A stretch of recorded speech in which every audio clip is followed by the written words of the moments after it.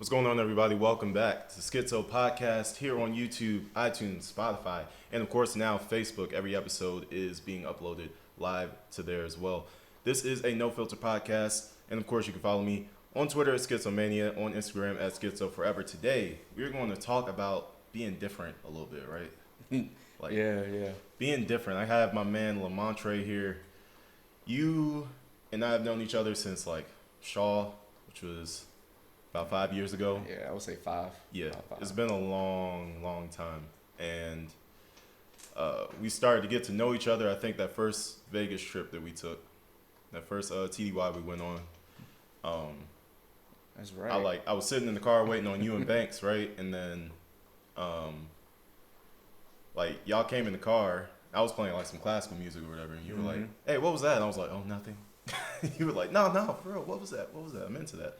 I was like, "Oh, okay." That's right. And that's yeah, how you played that it first. yeah. Yeah. And that's how me and you got to an understanding that we were both into this type of stuff. So what we're going to talk about today is as an African American male or just African American period, classical music isn't the culture really. It's a little bit out of the norm. Usually it's R&B, it's hip hop, it's jazz, it's stuff like that. But it's not classical music. So you grew up in Atlanta, Georgia. That's rap central, since I don't know, R&B too. at least the early 2000s. That's been rap central since the South took over. Growing up in that environment, how did classical music even find its way to you? Okay, so being from Atlanta, like you said, surrounded by hip hop, R&B, I guess it's when it comes to classical music, it's the roots of it were sort of embedded in me.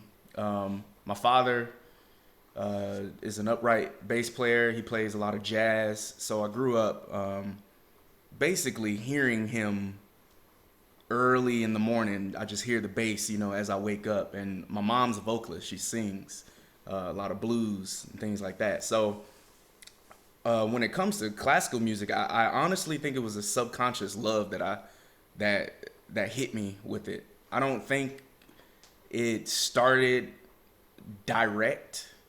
I just turned on some music. First off, I was in the band pretty much all of my school grade years. So true classical music I was playing. So a lot Clarinet. of experience with instruments. Yeah, clarinet and saxophone, at least in the bands. Things you play in school. Nothing crazy, but I had some experience with it. It wasn't until I believe I stopped playing in the band and I started teaching myself how to play the piano that I started to jump more over to movie scores, which is my main classical favorite genre, I guess you can say. Because yes, I can listen to Bach, Beethoven, and true classical music, all the symphony numbers, but and I have playlists, hundreds, but my go-to is scores, movie scores, game scores, trailers, things like that. I subconsciously fell in love with it through teaching myself how to play the piano. And this was, I don't know, we could probably say this was back in, you could say 2000, year 2000, maybe even earlier than that. I honestly can't put an exact date on it, but I started out with the love for trailer music specifically. A lot of immediate music. I don't know if anyone has heard of immediate music, but I never heard that term before. What does that mean? So it's not necessarily a term. It's actually the name of the I don't know if you want to say group or composer or things like that. If you actually search immediate music, you'll see hundreds of songs or compositions that have been featured in trailers, a lot of movie trailers. That's mostly their go-to. and they're very cinematic, or they can Like be really dramatic. yeah, very dramatic, cinematic. They've been in the horror, anywhere from the horror to the action genres, things like that. That was my go-to in the very beginning, and then as years passed, I sort of got a little more technical, going into the more uncommon movie scores that would not necessarily be like face planted out there, but I would search through albums and find the ones that are not that many people don't really know that much about. Would you say it was something you were open about when you were growing up? Because Yeah. like for me personally, I had some stuff that I was into. Like for example, being a wrestling fan, that's not the easiest thing to tell people because they'd be like, "Oh man, that's gay," and I'm like, "Okay, well, first of all, it's not gay. Second of all, it's 2019. That joke don't work no more. Yeah. Third of all, it's like when you're really into something, you're afraid of somebody like taking a big crap on it. Yeah. Because then you're like, man, should I really be into this or whatever? Like, yes, I'm more strong-willed to just give up wrestling just because somebody said it like it's gay or it's fake. But at the same time, you're like, damn, I can't talk to nobody about like this thing that I like. Did you ever feel like that? So I can't say that I've actually felt that way, and the reason being is because I guess you could say that I was blessed to have a small knit group of friends that we all had sort of common interests, and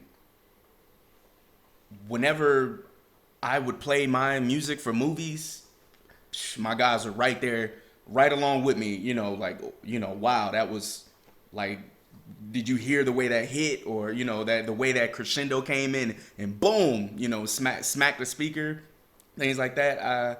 I can't say that I was really affected in school. Now I did get on the bus with my headphones and I would be blasting music. I'm talking about, I bet everybody could hear it back in the day, and I didn't care. I didn't care. And the thing is when I actually played my music and somebody would come and would say, "What is that?" I would show them, and then I would talk to them about who it is, where it's from, and usually the people who asked about it also had some sort of interest in it, and if they didn't like it, they just didn't say anything. So I can't say that I had a problem, and I think it was mostly because of my friends. That's good. Like you said, you were in band. Being in band, of course, you know how to play instruments. You continue to know how to play instruments. You probably continue to surround yourself with that type of stuff. Is that something that you work on present day? I remember a few years ago we were talking. You were like, "Yeah, I make my own classical music and stuff. I'm waiting for my keyboard or something." You said you're waiting for something to come in. Yeah. And you were gonna be making more, and I was like, "Oh, I want to hear that," but I never got a chance to hear any of it. Do you have anything done yet? So I actually have probably about 80 completed tracks. And you've been hiding that from me for 1, 2, 3, 4, 5 years now?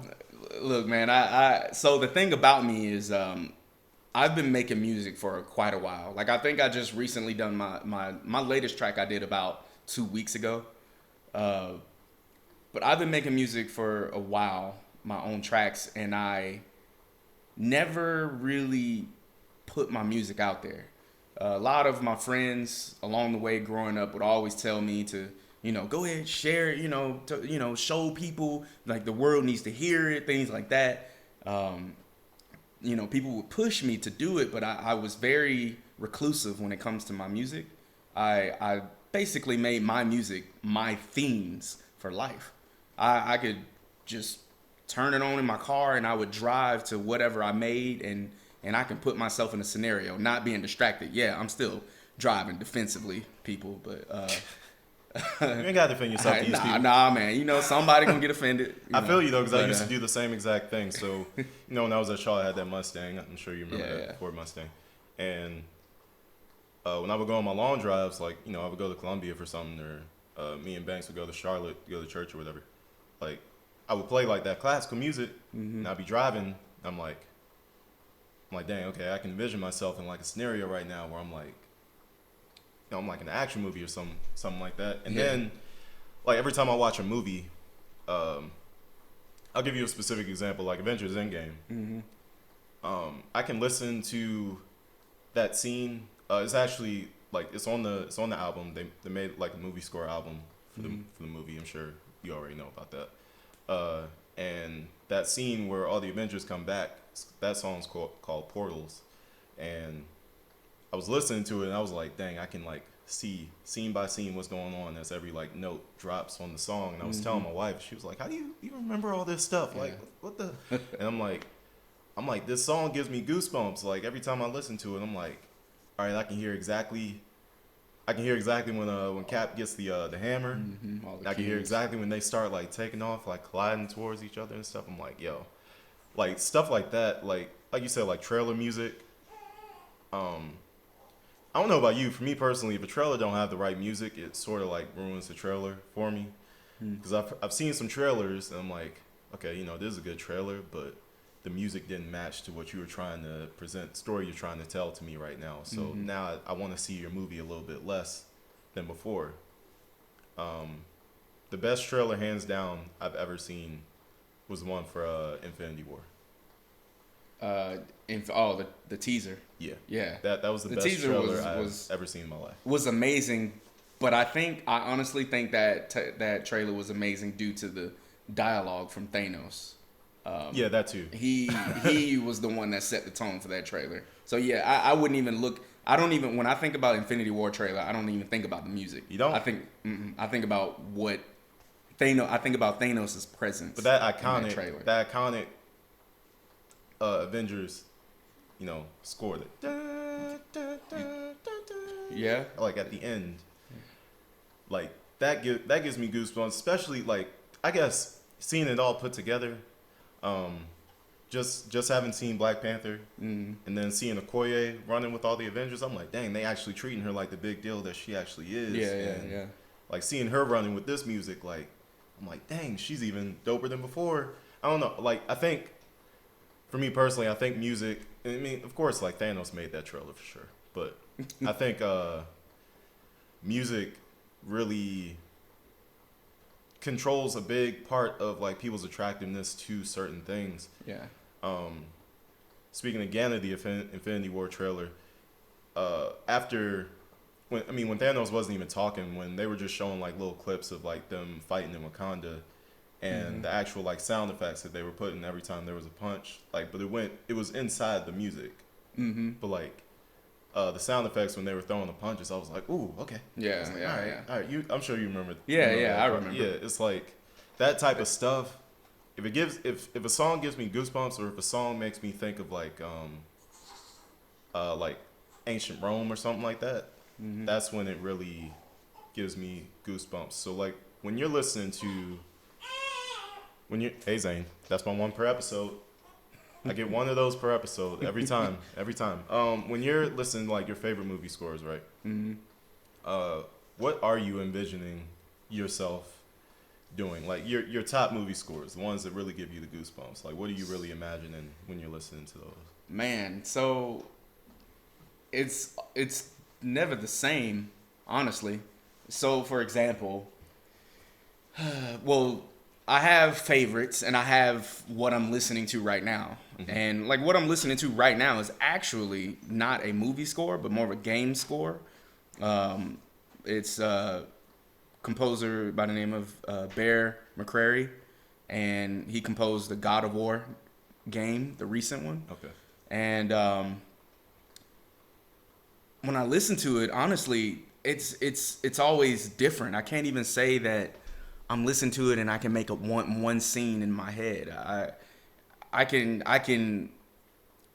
Oh man, it's a lot. I can make any type of scene to whatever music, and it's not even. It doesn't even have to be action packed. It could be the subtle sound of a single woman's voice with a lot of reverb, the effects that they put with it. But I honestly can just listen to it for the beauty of it now. Not even necessarily actually making a scene all the time mentally, but I can. But a lot of times, like even today on the way here, I was actually listening to the music, and I just enjoyed or appreciated the beauty of the mixture of sounds that were put into that score. And to have seen it, I didn't see it live, but I watched the live show for it when Bear McCreary actually did the opening for 2016 E3 for to show off God of War. He actually began that show live with a live orchestra. He was composing and he was the conductor. Sorry, and I can literally just think about that because that in itself was beautiful to me, and I can do that with pretty much any track that I listen to. A lot of the music I listen to is actually from Hans Zimmer. Yeah, that's my boy. And yeah, he's pretty much top notch. Anybody who for listens those of y'all to, who don't know, yeah. if you've ever seen a movie ever, you've heard Hans Zimmer's music.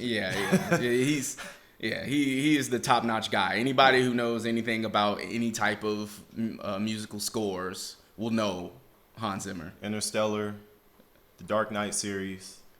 The original Lion King. The original Lion King. He did all of that.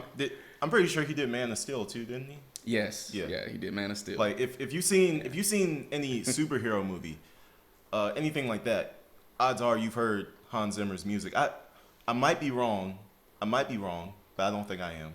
I think he did the Pirates of the Caribbean soundtrack too. He did. Yeah, he did I believe the first 3. Yeah, Curse of Black Pearl. Or whatever. I might be saying that. I'm not sure if he did any more after that. He probably did, but I know for sure he did the first 3. Yeah, and those are some of my favorite songs. Like, yeah, like that Pirates of the Caribbean joint is iconic. Yeah, and yeah. It was funny, because I always felt like a dork because I would be riding in my car listening to that thing.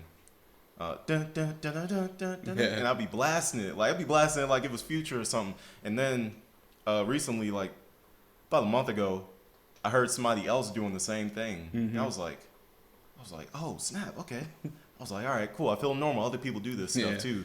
I was like, all right, that's an amazing song. And I think that song, I wouldn't say it made the entire movie, but it's like. It set the tone for that. Yeah, it set the tone for the movie. Yeah. So, speaking of when you were saying that somebody was basically humming the same theme, as opposed to like from what I went through, or I can't even say I went through anything negative with listening to this type of music in my younger days, but in comparison to now, I think there are a lot more people that are open about it, which I think is really good. I think it's awesome that you can actually hear somebody humming a theme from something because they actually listen to the music from something that they watch or play.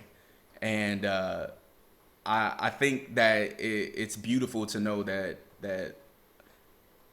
times have changed. I don't know if that's the right way to put that. I think the culture has changed. Yeah.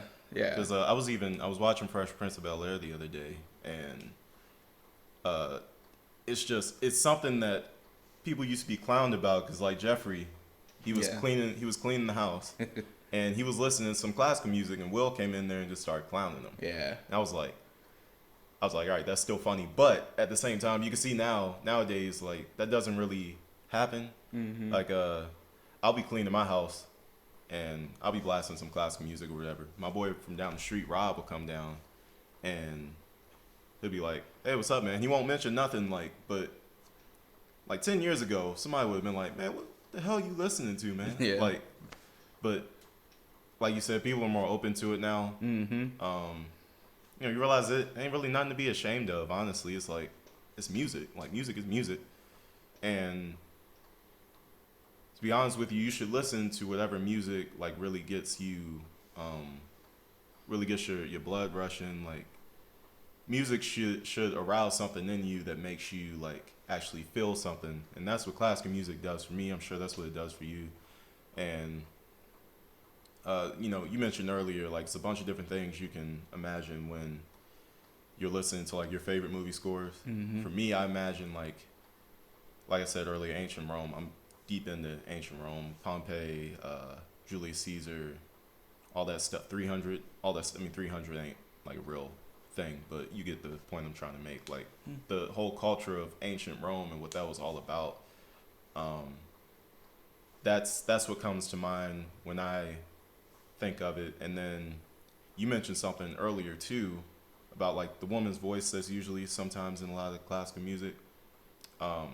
As soon as you said that, I started thinking of one of my favorite ones, and I'm pissed because I can't remember exactly what it's called, but I know it's by Three Steps from Hell, which is my favorite orchestra. Oh, okay. The first song I ever listened to that was classical music. First song I ever listened to was it's called Magica. Okay. Three Steps from Hell, and after that I was just hooked. I started like diving into their music. You know, you can go on Pandora and listen to a whole bunch of stuff. Like I go on Spotify, I like play radio, and I just like listen to a whole bunch of different classical music and see like what I can find that I like. But the ones that I download are the ones that remind me of war, the ones that remind me of like huge battle scenes.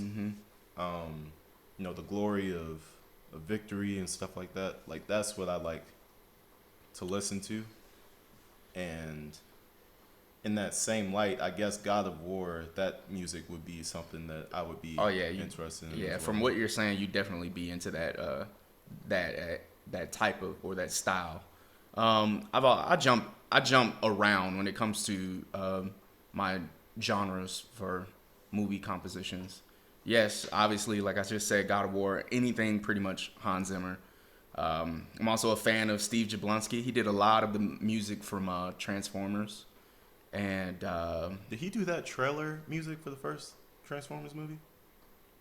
The first Transformer. Yeah, I gotta go back. If and he watch. did, man, I don't remember. I remember as a kid that was watching 2007. that trailer. I don't remember. I was watching that trailer over and over and over again because the music was just he probably so good. did though, because he was pretty much the main composer for most of it.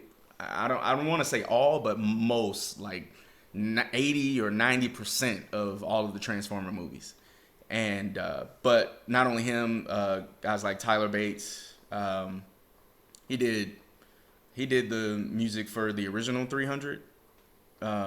I said the original 300, but not the one from like the 70s or 60s, but the one that came out in 2007 with Gerard Butler. Because I believe the second one was Junkie XL, something like that. And but I also have jumped to groups like Nine Inch Nails. So I know they're known for making actual rock music, or sort of have a darker or metal tone, but not full on metal. But they have that dark tone, and they actually have jumped into years ago. I can't even say it's nothing new, but they jumped into the realm of movie scores, and like I believe they made one of their top tracks, I believe, was in the movie Man on Fire with Denzel Washington, and it like the track is I refer to the songs as tracks, but the track is man, like it hits. I can't even describe it, man. I wish I could. I can't even remember what it's called right now, but it hits, man. It hits hard, and I love it. But that's like I jump in and out. It doesn't have to be an orchestra. It can be, you know what I'm saying? Like that one has those metal guitar sounds in it, and you know, a lot of them have the beats, the kicks, things like that. You know, I also am a fan of the loud horn sound, and I believe Hans Zimmer is pretty much big for using that. So Inception, songs like A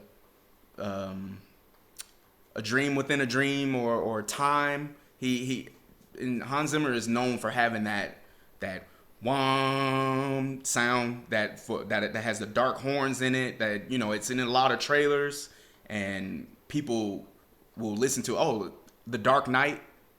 You know, he is very creative when it comes to the way he will show the theme or the sound, the the theme of the song through light or darkness. I guess, I mean, I hate to say it, but I usually lean toward the darker themes.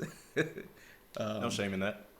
But yeah, man, it's a lot of them out there, and I could jump from here to there to here to there, with the mixture of sounds. I love it. So obviously, it's not something you had to deal with, like you said, because you had a great group of friends. So shout out to them for being accepting of who you were. But if there's any kids out there who are feeling like they're into something that's different from what the normal culture is, right? Like kids like me who grew up liking rock music instead of rap music. I mean, I like both, but I would have my headphones on and I'm listening to Linkin Park. I'm not listening to Jay-Z, and people are like, "Oh man, you're such an Oreo." Like, I'm like, dog, come on, man. Yeah. What your advice to kids like that who just want to be into what they're trying to be into? So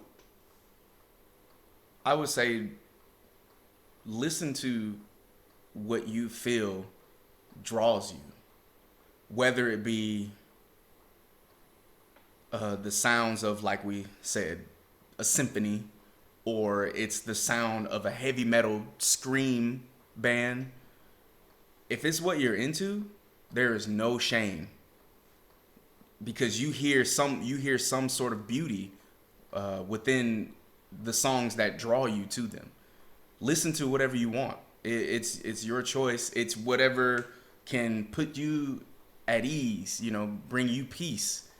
There's no shame in listening to whatever genre. It could be whatever style of country music. It could be somebody that's getting down on a fiddle. I just wanted for the record to say country music is never okay. All right. If you listen to country music, you should go to jail. You should be under the jail. This is what you want. What is it called? Bluegrass or I can't even remember what it's called. But man, they be getting down on them fiddles, man. I ain't even gonna lie. Like, if I hear a good one, I be like, that boy jamming over there or that girl jamming. There's nothing wrong with it. Whatever genre you want, even if it's opera. If you find beauty in it, listen to whatever you want. Well, I appreciate you for joining me today. Jesus Christ, cannot talk. This is a topic that's, like, I believe it's becoming less and less prevalent in our community, which is a really good thing. But I think in a lot of cases it's still there among, like, younger people. I think it's people who have grown to, like, the age that we are now, in their 20s, 30s, stuff like that. Like, people aren't really concerned about what other people think about the music that they're listening to anymore, because we have so much other stuff to worry about. But I think for kids, I think it's important to hear somebody tell them, like, it's okay to stay true to yourself. It does get better. Like, you don't have to really worry about not fitting in. Like, friends will find you. Friends that actually are into the same thing as you are, they will find you. Friends found me. Friends that didn't like listening to the normal style of music that everybody else did. Friends that were different, that didn't fit societal norms. Like, we were there, and we were there for each other, and it does get better. So if you feel like, you can't be yourself anyway, honestly. Like, that's what I'm teaching my son. I'm sure that's what you're teaching your daughter. Like, just do your own thing, because there's no better feeling than staying true to yourself and being comfortable with who you actually are. And as it relates to this, like, yeah, it's just music, but it's more than that. Music is a part of who you are. The type of music that you listen to is a lot of times it's a reflection of who you are, or the people or things that you care about. And I think it's super important that you don't compromise your own sanity just for the approval of other people. I'm sure you would agree with that. I definitely agree. I agree with everything you're saying. For everyone out there, just like you just said, and like I said, just be yourself, man. Listen to whatever you want, and be open. Be open to different genres. Don't limit yourself to just one genre. You know, I mean, do what you want, but you know, listen to step out of your you know, if you're in a small realm of music, step out a little bit. Yeah, just try something You might different. discover something else that you know you've been missing out on. Yeah. That's another one for the kids. Listen to a lot more genres. If you meet, the more different type of friends that you meet, the more you be exposed to. Especially if you notice something that really like gets like your blood rushing. You're listening to a certain type of music that really like gives you goosebumps. Like I said, when I would watch certain trailers and I hear the trailer music, like I get goosebumps on my arm and I start feeling like, oh man, like this is doing something to my spirit. This is doing something to my soul. I want more of this. Don't hold yourself back from it. Like listen to that, and don't worry about being normal. Like it's normal to do what it is that you want to do. It's not normal to try to fit in with every single person just because they don't agree with something that you might like. It's not a good way to grow up. But anyway, I want to thank Lamontre for joining me today, talking about this, and he'll be on some future episodes. So if that's something you're interested in, like, share, subscribe, leave a comment. Don't forget to subscribe on YouTube, Spotify, and iTunes. Of course, you can follow me on Twitter at Schizomania, on Instagram at Schizo Forever. And I will see you guys in the next episode of the Schixo Podcast.